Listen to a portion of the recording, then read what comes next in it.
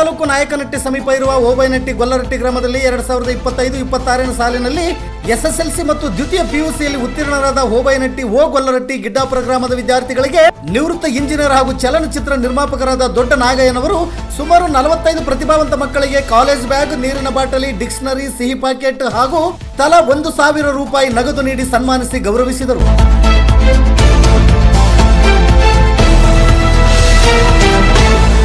ನಂತರ ಮಾತನಾಡಿದ ಅವರು, ವಿದ್ಯಾರ್ಥಿಗಳು ವಿದ್ಯಾಭ್ಯಾಸ ಮಾಡಿ ಸುಮ್ಮನಿರಬಾರದು. ವಿದ್ಯೆ ಕಲಿತವರು ಸಮಾಜದಲ್ಲಿ ಸ್ವಾರ್ಥಿಗಳಾಗದೆ ಸಮಾಜದಲ್ಲಿ ಸೇವೆ ಮಾಡುವ ಮನೋಭಾವ ಬೆಳೆಸಿಕೊಳ್ಳಬೇಕು. ಡಾಕ್ಟರ್ BR ಅಂಬೇಡ್ಕರ್ ಅವರ ಧ್ಯೇಯವಾಕ್ಯದಂತೆ ಶಿಕ್ಷಣ, ಸಂಘಟನೆ, ಹೋರಾಟ ಈ 3 ಮೂಲ ಮಂತ್ರಗಳನ್ನು ರೂಢಿಸಿಕೊಳ್ಳಬೇಕು. ವಿದ್ಯಾರ್ಥಿಗಳು ಒಂದು ಗುರಿ ಮುಟ್ಟುವ ತನಕ ನಿಲ್ಲಬಾರದು ಎಂದು ಪ್ರತಿಭಾವಂತ ವಿದ್ಯಾರ್ಥಿಗಳಿಗೆ ಕಿವಿ ಮಾತು ಹೇಳಿದರು. ಶಿಕ್ಷಣವು ಬಡತನ, ಅಜ್ಞಾನ, ಮೂಢನಂಬಿಕೆ ಹಾಗೂ ಮುಂತಾದ ಸಾಮಾಜಿಕ ಸಮಸ್ಯೆಗಳ ನಿವಾರಣೆಗೆ ಸಹಕಾರಿಯಾಗುತ್ತದೆ. ಶಿಕ್ಷಣದಿಂದ ವ್ಯಕ್ತಿಗೆ ಆತ್ಮವಿಶ್ವಾಸ, ಜ್ಞಾನ, ಕೌಶಲ್ಯ ಮತ್ತು ಮನುಷ್ಯನಲ್ಲಿ ಪರಿಪಕ್ವ ಮಾನವ ಮೌಲ್ಯಗಳು ಬೆಳೆಯುತ್ತವೆ. ಶಿಕ್ಷಣವು ಪ್ರತಿ ಮಗುವಿನ ಮೂಲಭೂತ ಹಕ್ಕು ಎಂಬ ಅರಿವು ಜಗತ್ತಿನಾದ್ಯಂತ ಹಬ್ಬಿದೆ. ಶಿಕ್ಷಣವಿಲ್ಲದೆ ವ್ಯಕ್ತಿಯು ದೇಶದ ಪ್ರಗತಿ ಹೊಂದಲು ಸಾಧ್ಯವಿಲ್ಲವೆಂಬ ಮೌಲ್ಯಯುತ ಮಾತುಗಳನ್ನಾಡಿದರು. ಎನಿವೆ, ಇಂತಹ ಒಬ್ಬ ಅಪ್ರತಿಮ ಸಮಾಜ ಕಳಕಳಿಯ ಸಂಪನ್ಮೂಲ ವ್ಯಕ್ತಿಗೆ ನಮ್ಮ ಗರುಡ ಮಾಧ್ಯಮದಿಂದ ಒಂದು ಬಿಗ್ ಸಲ್ಯೂಟ್.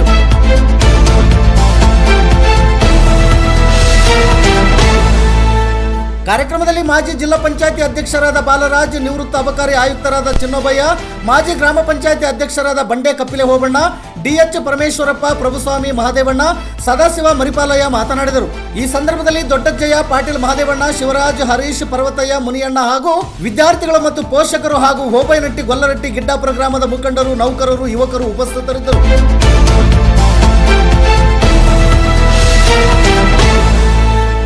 ನಿತ್ಯ ನಿರಂತರ ಸುದ್ದಿಗಾಗಿ ಗರುಡ ನ್ಯೂಸ್ ವೀಕ್ಷಿಸಿ. ಸುದ್ದಿ ನಿಮ್ಮದು, ಸದ್ದು ನಮ್ಮದು. ನಾಯಕನಹಟ್ಟಿ ಡಿವಿಷನ್ ವರದಿಗಾರರು ಓಬೈನಹಟ್ಟಿ ಶಿವಮೂರ್ತಿ. ಇದು ಗರುಡ ನ್ಯೂಸ್. ನಾನು ಮಲ್ಲೇಶ್ ಕಮತೂರು.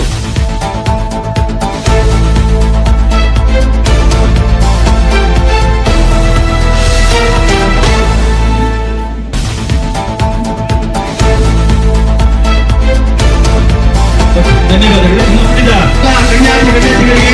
ಹಾಗೂ ಪಿಯುಸಿಯಲ್ಲಿ ಅಂಕ ಪಡೆದಿರ್ತಕ್ಕಂಥ ಎಲ್ಲ ವಿದ್ಯಾರ್ಥಿ ಸನ್ಮಾನಕ್ಕೆ ಬಾಧಿತಾರೆ.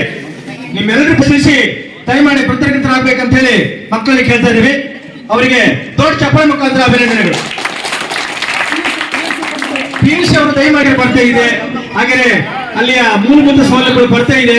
ಅವನ್ನ ಅವರ ಅಧಿಕಾರ ಮಟ್ಟದಲ್ಲಿ ನನಗೆ ನಮ್ಮ ಊರು ಕಂಡ್ರೆ ತುಂಬಾ ಇಷ್ಟ.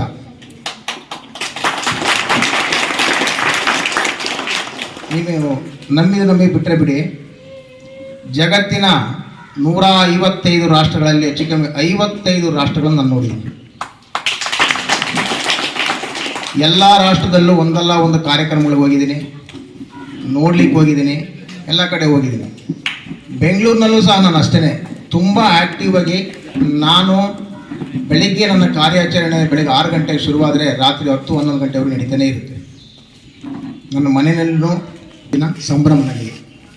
ನೀವು ಅಷ್ಟೇ ಇವತ್ತು ಚೆನ್ನಾಗಿ ಓದ್ಬಿಟ್ಟಿದ್ವಿ ಅಂತಂದ್ಬಿಟ್ಟು ಸ್ವಾರ್ಥಿಗಳಾಗಬಾರ್ದು, ಸಮಾಜಮುಖಿಗಳಾಗಬೇಕು.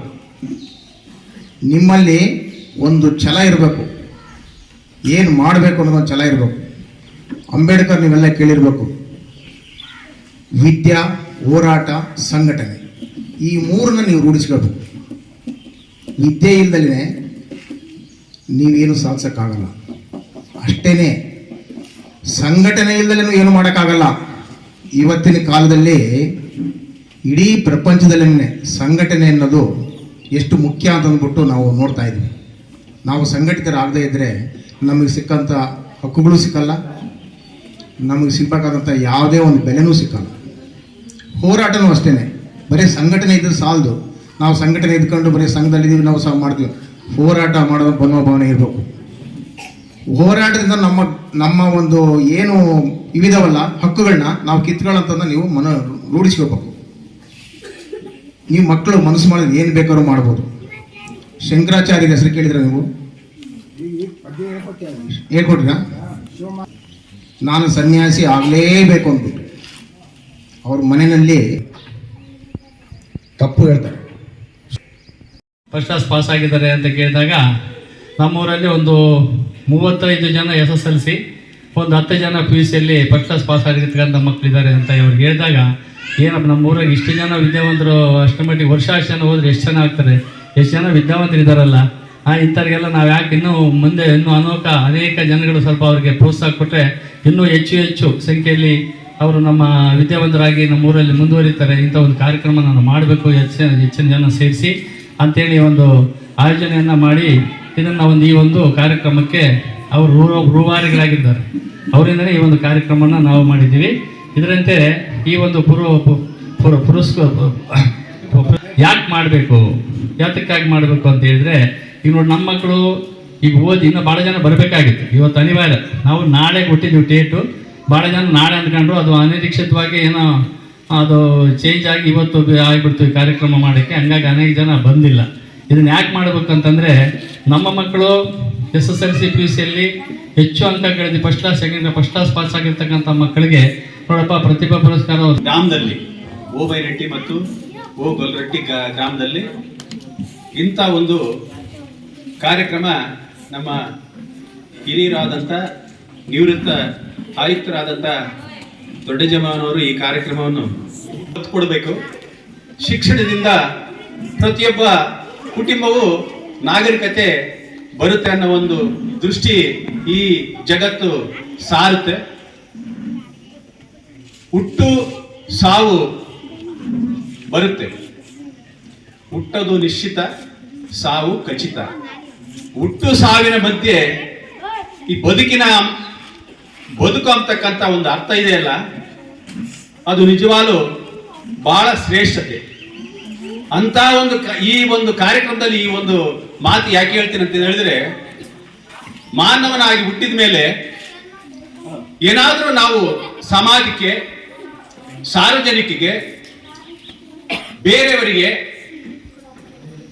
ನಮ್ಮ ಕಡೆಯಿಂದ ಒಂದು ಸಹಕಾರ ಮಾಡಿದ್ರೆ ಆ ಪುಣ್ಯಾತ್ಮ ಸತ್ರು ಕೂಡ ನಿದರ್ಶನವಾಗಿ ಅವರ ಜೀವನ ಪರ್ಯಂತರು ಆ ತಗೊಂಡಿರ್ತಕ್ಕಂಥ ಏನು ಅವರ ಕಡೆಯಿಂದ ಆಶ್ರಯ ಪಡೆದಿರ್ತಕ್ಕಂಥ ಪ್ರತಿಯೊಬ್ಬ ವ್ಯಕ್ತಿಯು ಕೂಡ ಜೀವನ ಪೂರ್ತಿಯು ತನ್ನ ಮಕ್ಕಳಿಗೆ, ಮೊಮ್ಮಕ್ಕಳಿಗೆ ಮತ್ತು ತಲತಲಾಂತರದಿಂದ ಇಂಥ ಕಡೆಯಿಂದ ನಾನು ಸಹಕಾರ ಮಾಡಿದ್ನಪ್ಪ, ಇಂಥ ಪುಣ್ಯಾತ್ಮರು ನನಗೆ ಸಹಾಯ ಮಾಡಿದ್ರಪ್ಪ ಅಂತೇಳಿ ಹೇಳ್ತಾರೆ. ಆ ಒಂದು ಮಾತನ್ನು ಯಾಕೆ ಈ ಸಂದರ್ಭದಲ್ಲಿ ಹೇಳ್ತೀನಿ ಅಂದ್ರೆ, ಇದಂ ಶರೀರಂ ಅಂತೇಳಿ. ಸಂಪಾದನೆ ದೊಡ್ಡ ಬರಲ್ಲ, ಸಂಪಾದನೆ ಶಾಶ್ವತವಾಗಿರಲ್ಲ, ಅಧಿಕಾರನೂ ಶಾಶ್ವತವಾಗಿರಲ್ಲ. ನಾವು ಪರರಿಗೆ ಉಪಕಾರ ಮಾಡ್ತಕ್ಕಂಥ, ನಮ್ಮ ಅಧಿಕಾರದಲ್ಲಿ ಪರರಿಗೆ ಉಪಕಾರ ಮಾಡ್ತಕ್ಕಂಥ ಒಂದು ವ್ಯವಸ್ಥೆ ಇದೆಯಲ್ಲ, ಅದು ಅಂತ ದೊಡ್ಡ ಗುಣ ನಮ್ಮ ಮಾವನಾರ ಅಧಿಕಾರಿಗಳಾಗಿ ನಿವೃತ್ತಿ ಆಗಿದ್ದಾರೆ. ಭಾರಿ ಕಷ್ಟಪಟ್ಟು ಓದಿ ದೊಡ್ಡ ಮಟ್ಟದ ಅಂಕಗಳನ್ನು ತಗೊಂಡು ಕಾಂಪಿಟೇಷನ್ ಎಕ್ಸಾಮ್ ಅನ್ನು ಬರೆದು ಆ ಕಾಲಘಟ್ಟದಲ್ಲಿ ಒಳ್ಳೆ ಅಧಿಕಾರಿಗಳಾಗಿದ್ದಾರೆ. ನಾನು ನಿಮಗೆ ಹೇಳ್ತಾ ಇದ್ದೀನಿ, ನಮ್ಮ ತಂಗಿಯರೇ, ತಾಲೂಕು ಜಿಲ್ಲೆ ಮಾಡಬಾರ್ದು ಅಂತಂದು ಆಲೋಚನೆ ಮಾಡಿ ನಮ್ಮ ಮಕ್ಕಳಿಗೆ ನಮ್ಮ ಗ್ರಾಮದಲ್ಲಿ ಅವರನ್ನು ಪುರಸ್ಕರಿಸಿ ಪ್ರೋತ್ಸಾಹಿಸಿ ಅವರನ್ನು ಹುರಿದುಂಬಿಸಬೇಕನ್ನೋ ಒಂದು ಉದ್ದೇಶದಿಂದ ಈ ದಿನ ಈ ಕಾರ್ಯಕ್ರಮವನ್ನು ಇಟ್ಕೊಂಡಿದ್ದಾರೆ. ಅಲ್ಲಿ ವಿದ್ಯಾಭ್ಯಾಸ ಮಾಡ್ತಿದ್ದರು. ಆಗ ವಿದ್ಯಾಭ್ಯಾಸ ಕೆಲವೇ ಜಾತಿ ಜನಾಂಗದವ್ರಿಗೆ ಮಾತ್ರ ವಿದ್ಯೆ ಕಲಿಯಲು ಅವಕಾಶ ಇತ್ತು. ಆದರೆ ಈಗ ಪ್ರತಿಯೊಬ್ಬರಿಗೂ ಸರ್ಕಾರ ವಿದ್ಯೆ ಕಲಿಯುವಂಥ ಒಂದು ಸದಾವಕಾಶವನ್ನು ಕಲ್ಪಿಸಿಕೊಟ್ಟಿದೆ. ಹಾಗಾಗಿ ಮಕ್ಕಳು ಒಂದು ಚಾಲೆಂಜ್ ತಗೊಬೇಕು. ನಾನು ನನ್ನ ವಿದ್ಯಾಭ್ಯಾಸವನ್ನು ಚಾಲೆಂಜ್ ಆಗಿ ತಗೊಂಡ್ರೆ ನಾವು ಏನಾದರೂ